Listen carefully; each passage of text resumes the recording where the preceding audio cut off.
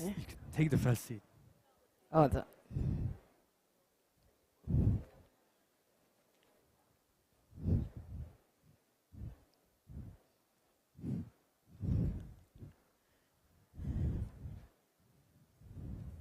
Okay.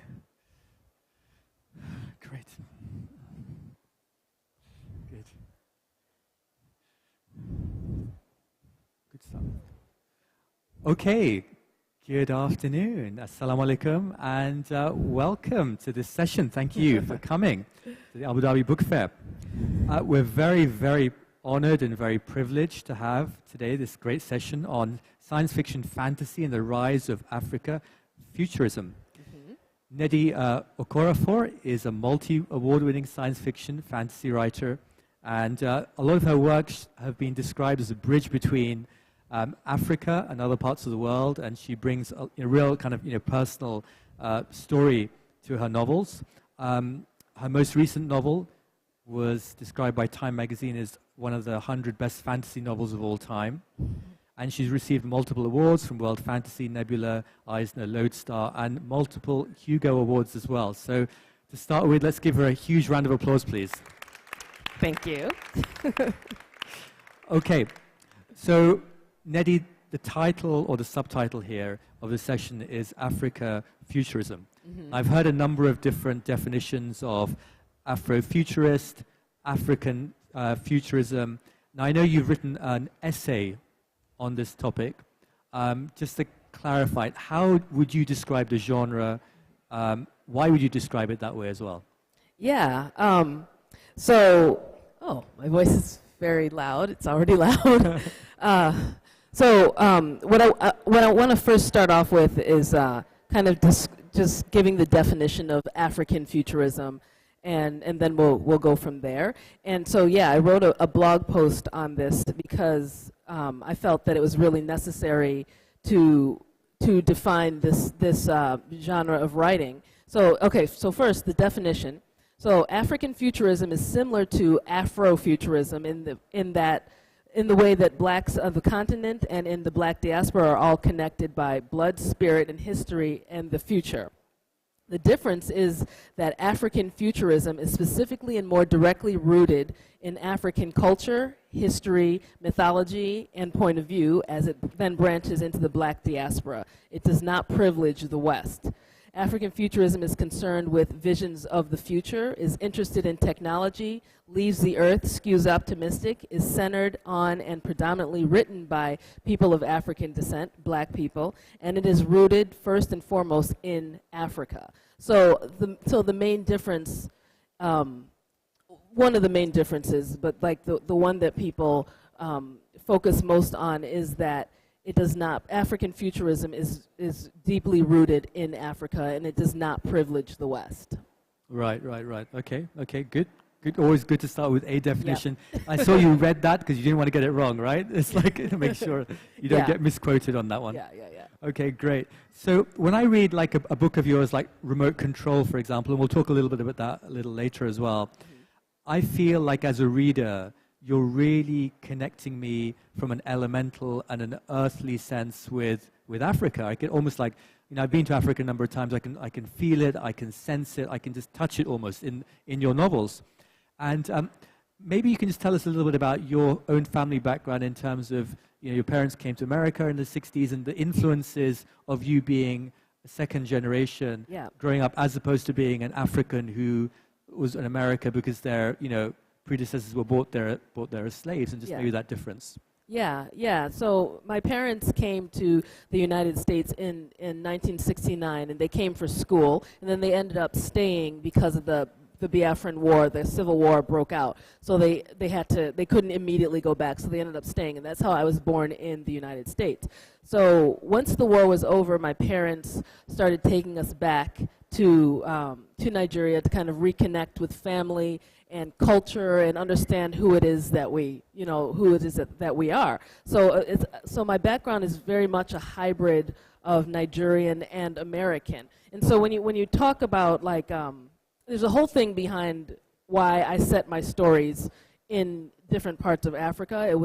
There's a whole thing behind that. But what I kind of want to focus on is when you talk about my work, that idea of earthy, the stories being very earthy and that tangible feel to things.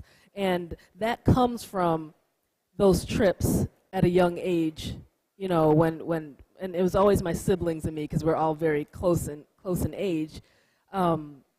Those trips were very affecting. They were deeply affecting. So whenever, especially when we were younger, whenever we would go, we were close to the ground. We were like, so we're coming from the United States, and we're viewing this part, we're viewing Nigeria in this really kind of elemental way. So we would always it wasn't that we would just kind of walk around and stay in our hotel. We would go out and we would touch the dirt, and I'm a very tactile person, so I would notice the dirt, I would notice the animals, I would notice all the creatures, the plants, all of that. So that was always something that I naturally gravitated towards. And so that's kind of found its way into my work, and that was really my way to relating to the land and the people, all of that. It was just in this very, originally, as from a young age, in this very kind of tactile way. And so when I write about these parts of the world, it comes out in that way. It's something that I just kind of, it's really one of the ways that I express story, and I express the aura of those stories. So could you give us an example maybe of something that happened to you or you experienced when you were young on a visit to Nigeria, and how maybe that kind of in a circuitous way ends up in a story or influences the story at least? Yeah, there's so many, there's so many, but the first thing that I think about are masquerades, because masquerades show up in almost all of my stories. And masquerades are how do you describe them? They're manifestations of the ancestors and the dead. And so on a literal level, people would dress up in these elaborate costumes. A lot of them are monstrous. Some of them can be funny. Some of them can be terrifying. There are many different types. And so especially when we were younger, my siblings and me, we would go to the village and we would be chased by these masquerades. Like they would kind of mark us because we were the American Nigerians. So they would chase us and harass us, and so the masquerades always come out during like Christmas, Easter, holidays, all of that. And so that would be when we'd visit. And so like when I think of my childhood, it was those times, like those interactions with those masquerades. Because we were all really athletic, so I'd be running down the street as masquerades were chasing me. These spirits are basically chasing me. And so, I remember these with fondness. It sounds terrifying, but I remember it with fondness. And once I started writing these stories, just this idea of the masquerade, like on a literal level, and also on a spiritual level, right, kind of made its way into my work. I mean, I'm obsessed with them.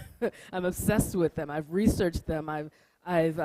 They're forbidding qualities to masquerades, and I just love that. And so it definitely finds its way. So can we just pull out that thing about the spiritual side of it? Because when people say, "Oh, I'm very spiritual," it's kind of like it's a new age spiritual. But what you're talking about is civilizationally very old. So how does that, what is that? So masquerades in particular, there's a theater to them, but it's an old practice. And you can find the practice of masquerades in almost every African society, and you can probably find it outside of African societies as well. And so the spiritual aspect is there's supposed to be, I want to say representation, but that's not the right word, manifestations of the spirits and the ancestors. Right. And like the belief is that they come up through, some of the spirits come up through the anthills to mingle with mortals for a certain period of time. So there's a whole thing there's a whole thing underneath all of that. And so when I'm writing about it, they could easily, these things could easily be read, like a lot of people think I'm just making these things up, and I'm not. These are old, deep practices that people believe in and that are powerful. And I know that that some of these things that I'm talking about in a lot of my stories, the spiritual aspect, are, they're powerful, and I know I'm kind of like dabbling in something. I'm playing with something that's not just powerful, but can be dangerous at times as well. And right. I love that. And we love it. We love it as well that you write about that. So, so let's just take one of your stories, Remote Control, and I listened to the audiobook of that, and it was great. Oh, you yeah. know, whoever did the audiobook, it was fantastic. Yeah. And I was really gripped by the main protagonist, who is called Fatima, and she becomes Sankofa. And can you just tell us a little bit about her? How did that character come about? You know, because at one level it's a very simple character, but it's also a very complicated character as well. Yeah, and she's I've been writing that character Sankofa for probably over 10 years. Right. You know, and I've written her at different ages and in different stories, so I know every angle of her. Like I know who she is. I'm very clear on that, and so when I'm writing about her, I'm writing from a knowledge of her. Where did she come from? It's hard to say, because I'm the type of writer who my characters talk to me. I hear that they talk to me, and they have different personalities. And I know, like, she's been talking to me for a long time. I don't know where the voices come from. I know that that she was influenced by, there was and this is totally random and like off topic almost, but I mean, she was influenced. There was a character in a TV series called The Wire, and this character was feared by a lot of people. Like whenever he would come into town, everyone would run inside and shut the doors and jump in their cars and drive away and all of that. So I knew, like, it came from aspects of her came from him, Omar Little from The Wire, but also like the personality though, like who she is. A lot of times I can't tell exactly where my characters come from. You know, one day they just start talking to me, and they're strong and they're realized, and they won't shut up. So until I write them. So when that happens, how do you capture that essence? I've written enough books. Like I've written so much that I do it without fear. Because at first, when it started happening, it was kind of scary, and I just was like, can you just leave me alone? But I just capture them. You know, I relax. I step back from I take my voice out of it. I take my wants and needs and where I want the story to go out of it, and I let them come forward, and then I follow that and see where that goes. Right. Okay, so that particular story is set in Ghana as well, and but there's also a kind of a wider context of what was happening in Ghana at the time with genetically modified crops and stuff. Could you tell us a little bit about that and how that influenced the story, and maybe a little bit about what's the central antagonist within the story for those who haven't read it? Yeah. Okay. So Sankofa, or Remote Control, who the main character is Sankofa, is set in a very near future Ghana, and when I say near future, this is like a few years from now. And so one of the things that it's set in the near future, so therefore things that are happening now, things that are manifesting now or are on the cusp of manifesting are happening.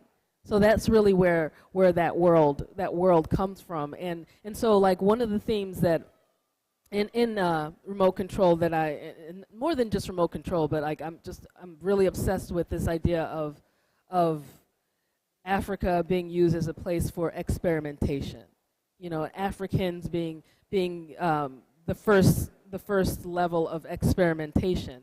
And so so remote control, like that setting, is very much kind of touching on that.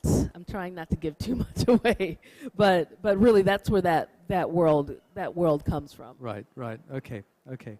So I guess one of the things that a lot of writers get asked, I suppose, and I suppose it's worth asking you this as well. What kind of personal experiences have you had in life which maybe have affected you in a particular way that you had to put this in a novel? I mean, you mentioned some of the stuff in your earlier life, but maybe later, some of the places that you've been or things that you've seen that have ended up in a novel. Maybe you could just share some of that with us as well. Yeah. The one that really pops into my mind is in my novel Noor. First of all, like Noor is it's set in it's once again set in very near future Nigeria, but at the time that I was writing it, I was in Morocco, and I was visiting. I was in Ouarzazate? Yeah, Ouarzazate, Morocco, and I was visiting the solar. There's a solar complex. The biggest solar complex in the world is in Morocco, and it's called the Noor Solar Complex. And so I was visiting there and I was writing a journalistic piece on that. And I wasn't thinking about what I was writing at all. But I mean, you take a science fiction writer and have them visit the biggest solar, the solar complex in the world, and it's in a part of Africa. That's going to affect what I was writing, and that's eventually what happened, because the solar complex was amazing, and the things that I learned about the potential of solar, and this idea of, like, I started kind of generating this idea of what if the future is in the desert?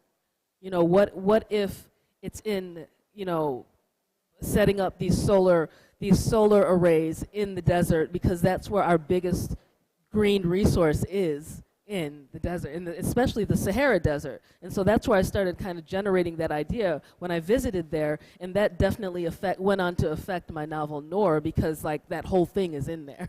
The whole idea of what the potential of that is, where that can go in the near future, what we could do with solar energy, especially if we find a way to transfer that energy easily, because that was one of the biggest ideas that I came up with when I was there, especially talking to the director of that solar complex, and it went right into the book, and then it affected everything about the book, including the title. Yeah. No, great. Any other examples that you think about? Anywhere else you went? Examples of where you've been, and it's ended up like some experiences. I mean, just about everything that I've written.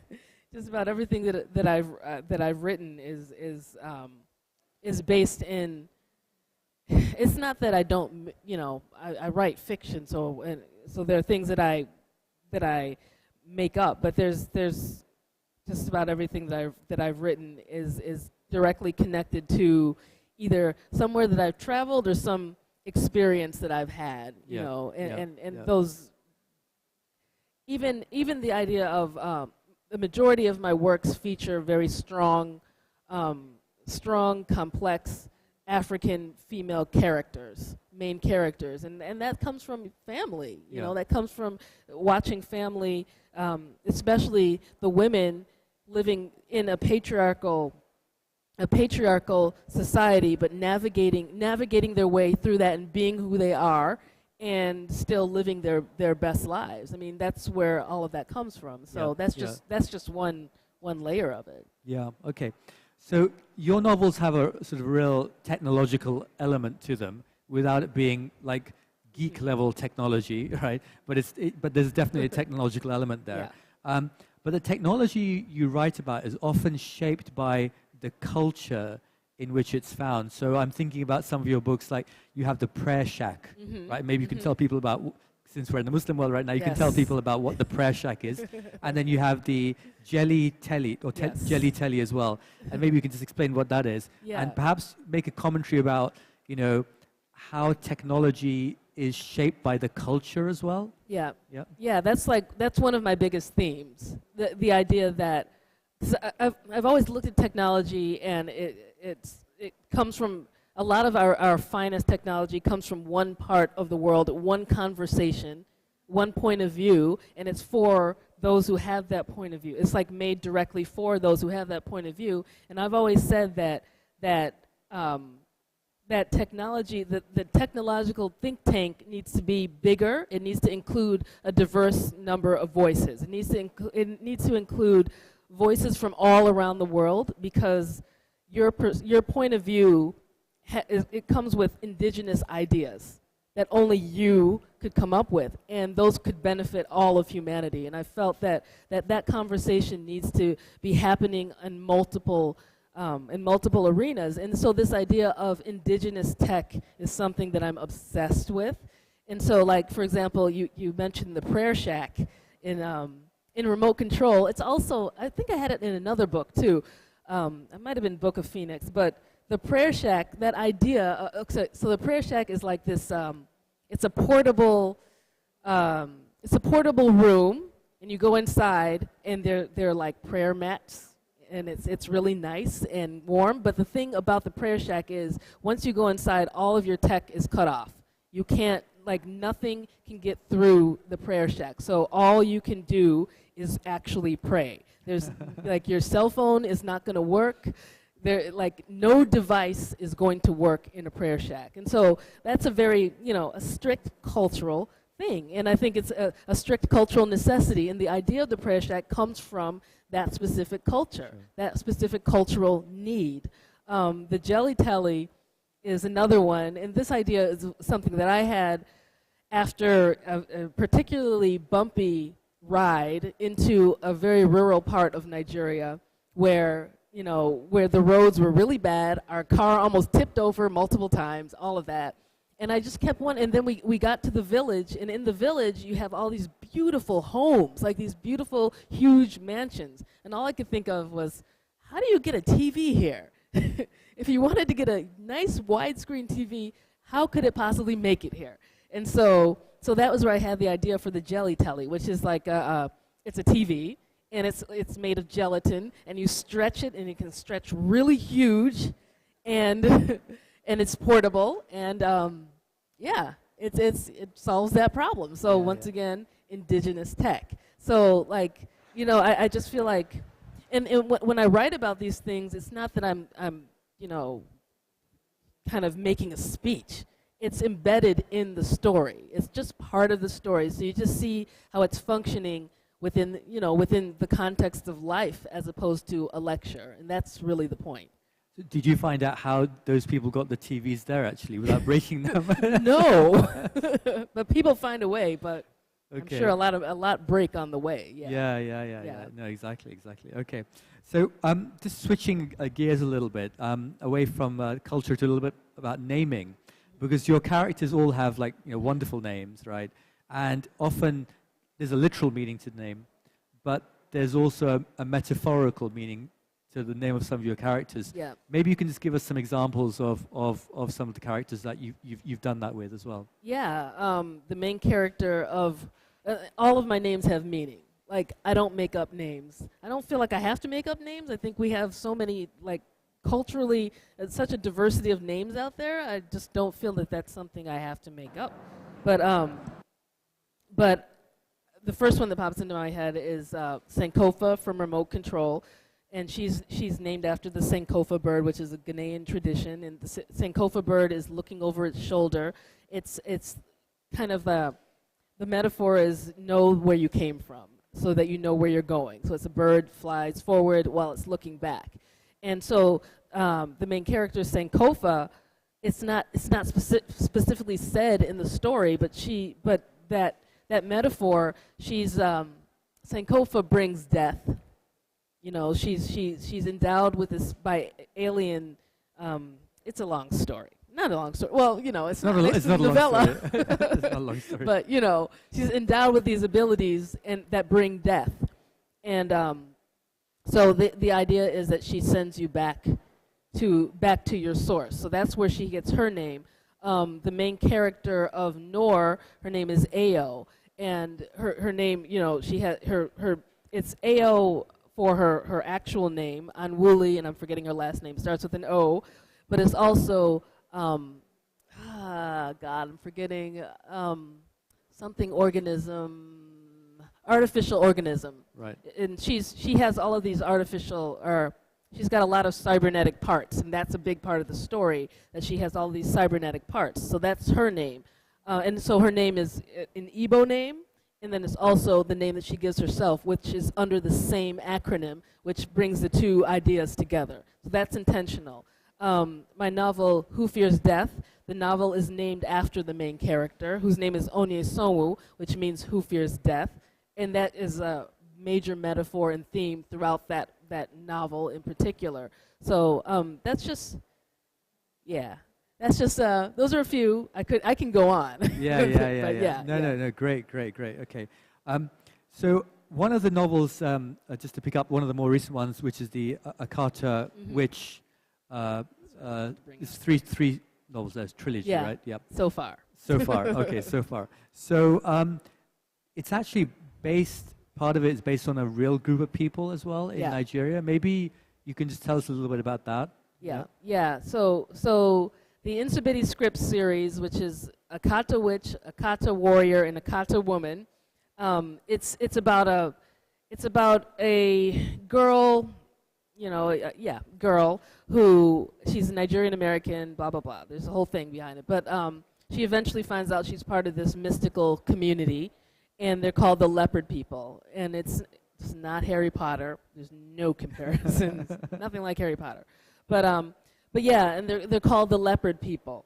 And when you're reading this, you can easily think that this is just a fantasy element of, something that I made up, and it is not. The Leopard People are real. They are in the southeast of Nigeria, the Igbo people, and they're a mystical society, a secret society, and very secretive. I know people who are in the leopard. Like, I know people who are in the leopard society. So yeah, that's just that's where that comes from. So, since you were referring to a real group of people, how was the reception in Nigeria? I mean, in terms of the book, and how did they take it? Yeah. At first, it was a little bumpy because so Akata Witch, that the title itself, first of all, the word Akata is it's a derogatory term for African Americans and those who are born outside of Nigeria. So people like me. That's it's a term that I know very well, and so it's funny because it's a derogatory term that was made by Nigerians, but they're the ones who got super offended when I put that word in the title. And the word it's meant to be, it's meant to cause conversation. It is intentional. So when it was published in Nigeria, they felt that they had to change the title. But not just that, it's also the word witch also was inflammatory in its own right, because people actually do believe in witches in Nigeria. So there was that as well. And then there were a lot of things that I was playing with in the story that made the publishers feel that parents would never buy this book for their kids because there's juju in it. There's literally juju in it. So that was the initial reception. And that was years. So the first book was published in 2011, I believe. Okay. And so it's been a while. And since then, it's gotten better. The reception has kind of done a complete 180, where there's a love for the books. They love the books, and they've kind of they know that I'm dabbling in some stuff, but they kind of understand what Nnedi does now. Right. But it took a while to get there. And so, what was the actual name when it came out in Nigeria? The name for Akata, the first book, which was Akata, which was What Sunny Saw in the Flames, and then the second one was Sunny and the Mystery of Oshishi. So it's they kind of skewed a lot younger. Yeah. The titles skew a lot younger. It does sound Harry Potter-ish. Yes, maybe that's what they were trying to position it, right? That is true. That is very true. Okay. So one of the themes that I certainly picked up from reading your works was that there's a theme of returning home. Mm-hmm. So in one of your other novels, which we haven't mentioned until now, which is Binti, and maybe you can explain what Binti is. So in Binti, Binti returns home, Sankofa returns to the village.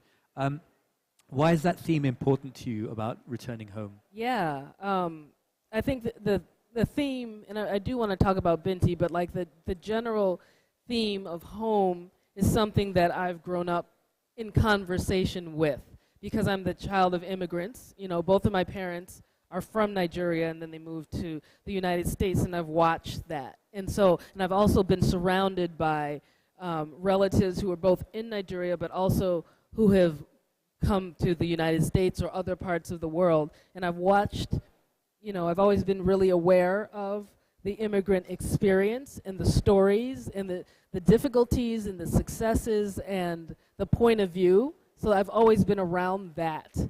And so from a young age, I've always felt my point of view has always been more global than local in that way. So that naturally came forth when I started writing these stories. I'm always interrogating that idea. So Binti is a trilogy that is about an African girl who goes into space to attend the finest university in the galaxy, and she comes from a very insular cultural family, and she has a very good, positive place in the community, very important place in the community, but she still wanted to go to this university. And so the story starts off with her going, with her leaving, choosing to leave. And one of the biggest themes about that, and this is something that I learned from my own parents, was that when she does leave, it's not that she turns her back on where she came from and the culture that she came from. She brings it with her.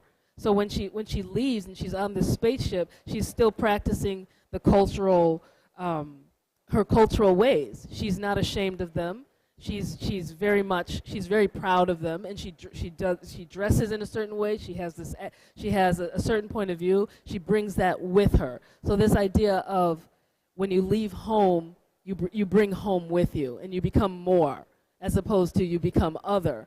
And that's how my parents are. They were very much they left Nigeria, but they didn't turn their back. They always go back. They instilled that in their kids, you know, that importance of remembering, you know, where you came from, and that where you came from remains current. It's not the past. It is now. You bring it with you.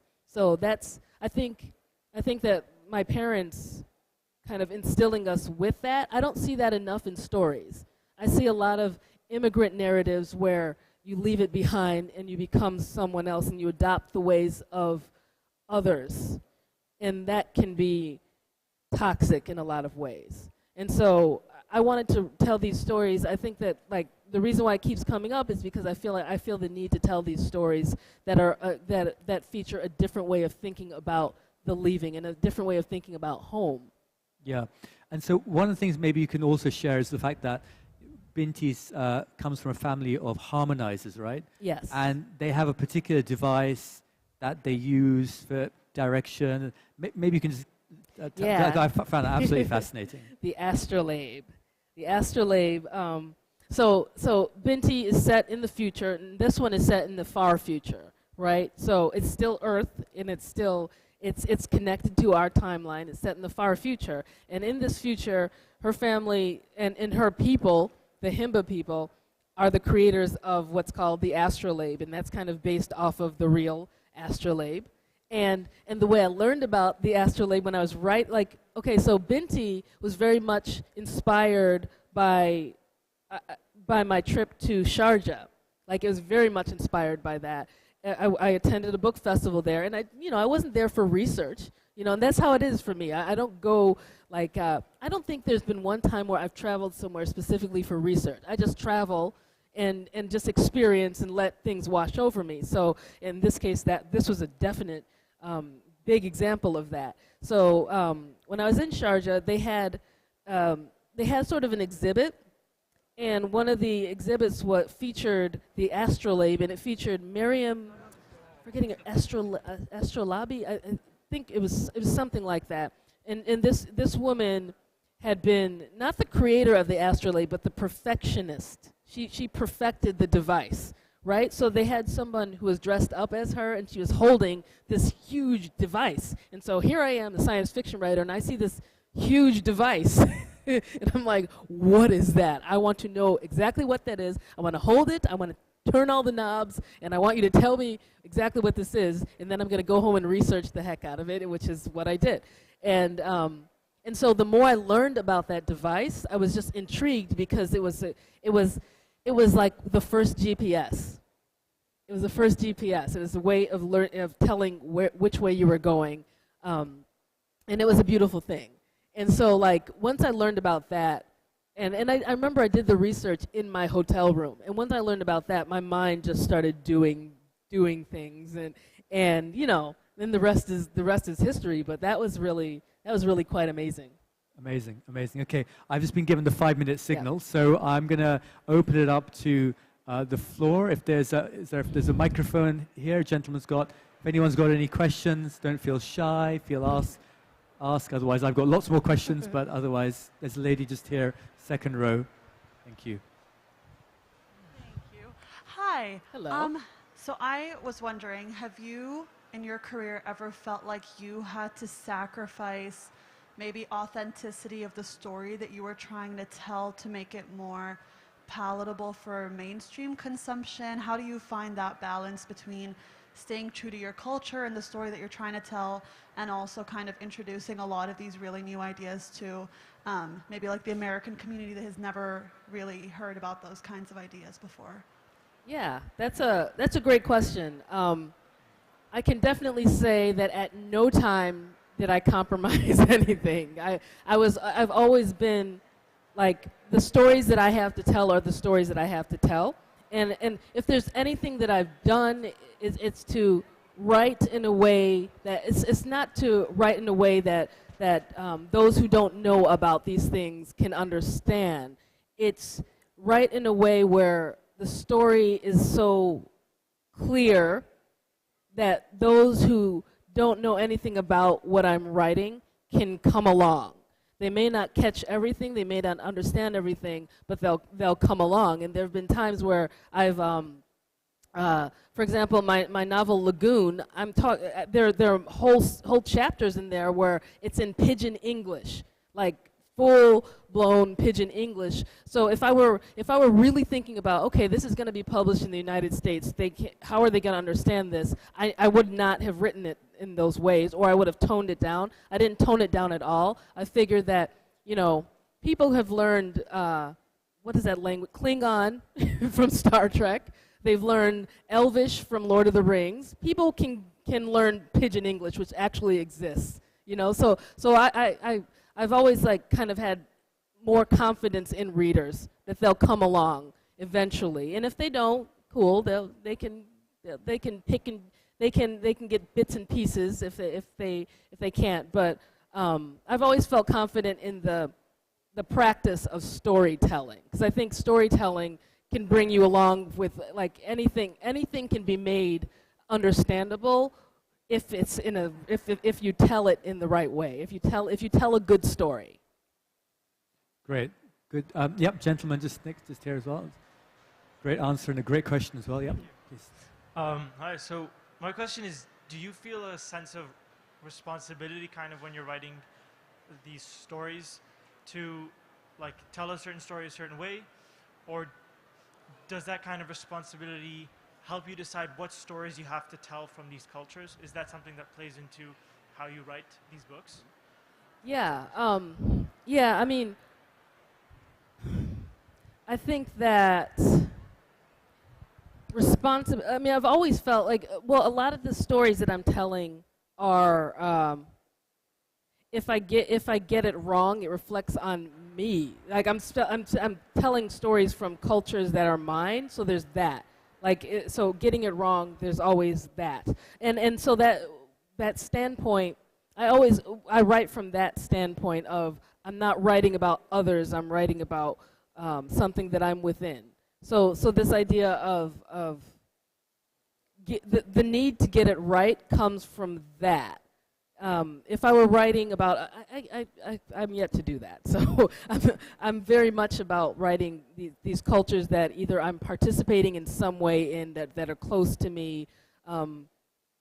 Yeah, I mean, I think it's a different story. It's a different kind of thing if you're writing about something that you're completely disconnected from, and the responsibility that you have to get that right and to tell that kind of story from a good place. But I think for those writers who are telling a story about people that are outside of their culture, I think responsibility is very important. I think intent is very important.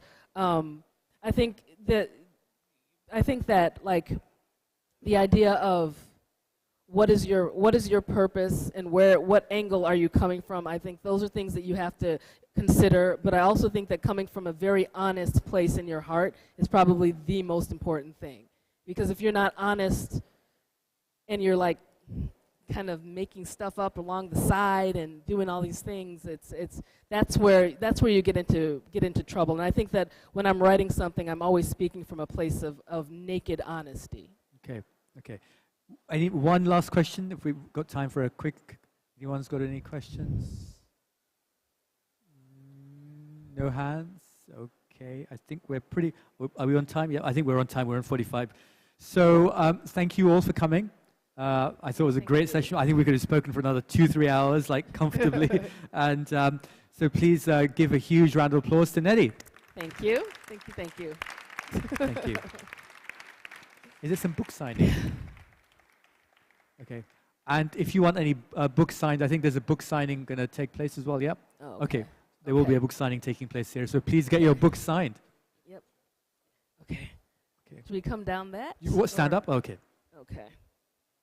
Oh, okay. Like, I think stairs. Okay.